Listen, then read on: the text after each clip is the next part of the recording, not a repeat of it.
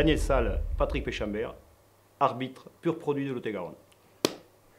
Daniel s'occupait de la formation des arbitres et je l'ai côtoyé, il m'a appris beaucoup de choses et il m'a un petit peu fait montrer la voie pour essayer d'aller le plus haut possible. Quand j'ai commencé, je crois que tu étais encore en activité, oui, 2094, oui, c'est ça, ouais, donc voilà, une année encore.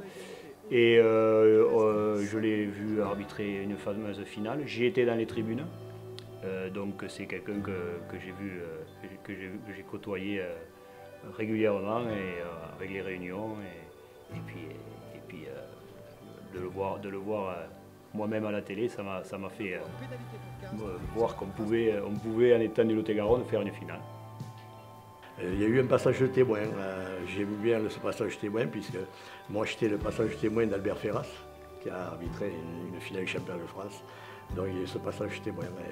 Et nous souhaitons sûrement tous les deux, puisque actuellement dans les arbitres professionnels, il y a aussi un Lot-et-Garonnais que nous souhaitons voir au plus haut niveau passer le témoin encore. Moi j'ai fait ma carrière quand le rugby n'était pas professionnel. J'ai arrêté l'année où il est devenu professionnel. Et que donc notre génération, ma génération d'arbitres, nous avions plus à gérer des hommes qu'à gérer du jeu. Et nous avions souvent plus 70 minutes à gérer les hommes parce que les hommes se disputaient, se cherchaient, il y avait une loi du milieu sur le terrain, il fallait être en permanence à l'écoute de celui qui était le leader de telle et telle équipe. Et après on avait peut-être 10 minutes de jeu. Alors actuellement, les arbitres, ils ont 80 minutes de jeu à analyser. Et pour ma part, c'est plus difficile pour eux que pour notre génération. Moi j'ai attaqué au tout début du professionnalisme. Bon, au début j'ai attaqué bien sûr par le petit niveau, le niveau du comité. Mais très vite le niveau professionnel a voulu que l'arbitrage se professionnalise aussi.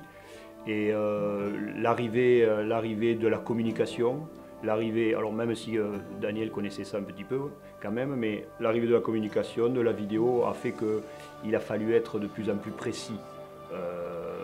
À l'époque, sans caméra, enfin sans vidéo, sans trop de médias autour d'un match, sans les multiples caméras qui diffusent le match, il y a des fautes qui passaient inaperçues.